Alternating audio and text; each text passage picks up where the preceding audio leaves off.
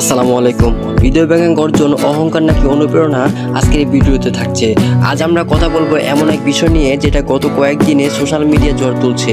একটা বই, নাম হৃদয় ভাঙা গর্জন, আর তার লেখক থরসা বিল্লাল। বইটা প্রকাশ হওয়ার পর থেকে চলছে আলোচনা, সমালোচনা, বিতর্ক, হাস্যকর, এমনকি রাগও। কেউ বলছে এটা অনুপ্রেরণা বই, আবার কেউ বলছে এটা মানুষের আবেগ নিয়ে ব্যবসা। আর এই বিতর্কের মূল জায়গায় বইয়ের দাম 1000 টাকা। একজন মানুষ যিনি সাধারণ পরিবার থেকে উঠে এসে অনুপ্রেরণার প্রতীক হয়েছেন, আজ তার বই নিয়েই মানুষ প্রশ্ন তুলছে, এটা কি সত্যি 1000 টাকার বই? একটা কথা বলি, মনে রেখো ভাই, মূল্য আর দাম এই দুইটা শব্দ এক না। দাম টাকায় মাপে আর মূল্য মাপে হৃদয়ে, জ্ঞানে, অনুভূতিতে। যখন আমরা কাজী নজরুল ইসলামের বিদ্রোহী পড়ি, সেখানে কোনো দাম দেখি না, আমরা অনুভব করি আগুন, স্বাধীনতা, চেতনা, মানসিক মুক্তি। রবীন্দ্রনাথের গীতাঞ্জলির প্রতিটি শব্দ আমাদের আত্মাকে নাড়িয়ে দেয়, এমনকি সেটা 200 টাকা কিনলেও তার মূল্য থাকে অমূল্য।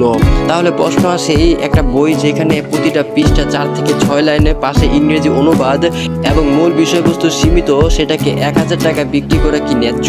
কিন্তু থরসা বিল্লাল তাই করছে। বিল্লাল ছোট থেকেই সংগ্রাম করে বড় হয়েছে। তার বক্তৃতা, মোটিভেশনাল ভিডিও অনেককে অনুপ্রেরণা করেছে, সেখানে কোনো সন্দেহ নেই। কিন্তু একটা জায়গা ভুল হচ্ছে, যখন জনপ্রিয়তা অহংকারের রূপ নেয়। একজন সত্যিকারের অনুপ্রেরণাদাতা কখনোই নিজের সাফল্য বিক্রি করে না, সে তার চিন্তা, মনোমমতা এবং এই জিনিসগুলো শেয়ার করে। কিন্তু আজ থরসা বিল্লাল বলেছে, আমি গাছের পাতা হলেও 1000 টাকা বিক্রি করব।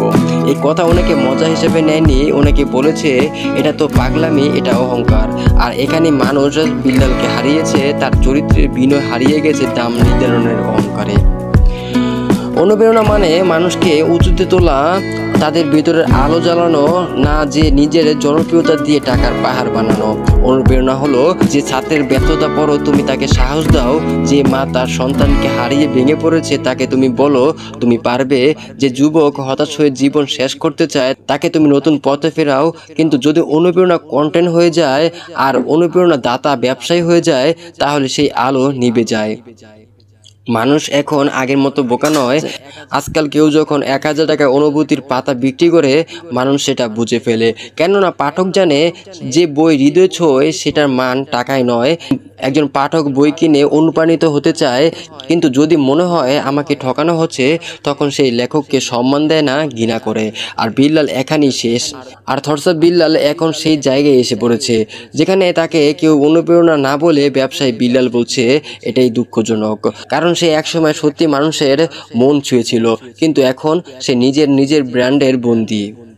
এখনো সময় আছে, যদি বিল্লাল চায় সে আবার ফিরে আসতে পারে তার ভিতরের সে বিনয়, সে মানসিকতা নিয়ে। সে চাইলে বলতে পারে, আমি দাম কমিয়ে দিলাম কারণ আমি চাই মানুষ আমার বই পড়ুক। তাহলে মানুষ আবার তাকে ভালোবাসবে, কারণ মানুষ ভুলে যায় না কিন্তু ক্ষমা করতে পারে। যে লেখক নিজের ভুল বুঝে ঠিক করে, সে সবার হৃদয়ে জায়গা পায়। শেষে একটা কথা বলবো, বই বিক্রির আগে মানুষ হতে শেখো, জনপ্রিয়তার আগে মানবিকতা শিখো। তুমি যদি 100 টাকা বই তো একজনের হৃদয় ছুঁতে পারো, তাহলে সেই বইয়ের মূল্য 1000 গুণ বেড়ে যায়। কিন্তু তুমি যদি 1000 টাকা বই দিয়েও কাউকে কিছু দিতে না পারো, তাহলে সেটা শুধু কাগজের স্তূপ, অনুপ্রেরণা নয়। তাই আমাদের শেখা উচিত, অহংকার নয়, বিনয় মানুষকে মহৎ করে তোলা। এবং সাহিত্য, অনুপ্রেরণা, শিল্প এগুলো কখনো বিক্রির জিনিস নয়। এগুলো হৃদয়ের শ্রেষ্ঠ আলো, যা ভাগ করে নেওয়া যায় কিন্তু বিক্রি করার জন্য নয়। হৃদয় ভাঙা গর্জন এখন শুধু এক বইয়ের নাম নয়, এটা একটা শিক্ষা, কিভাবে জনপ্রিয়তা ভুলে পথে গেলে মানুষ অনুপ্রেরণা দাতা থেকেও সমালোচনা লক্ষ্য বস্তুতে পরিণত। যারা অনুপ্রেরণা দাতা হতে চাও, তারা মনে রেখো, মানুষকে প্রভাবিত না করে মানুষকে পরিবর্তন করো। অর্থ নয়, প্রভাবিত সত্যিকারের ভালোবাসা, শক্তি। আজকে এ পর্যন্ত। কি সবাই আমার চ্যানেলটি সাবস্ক্রাইব করে পাশে থাকবে। আসসালামু আলাইকুম, আল্লাহ হাফিজ।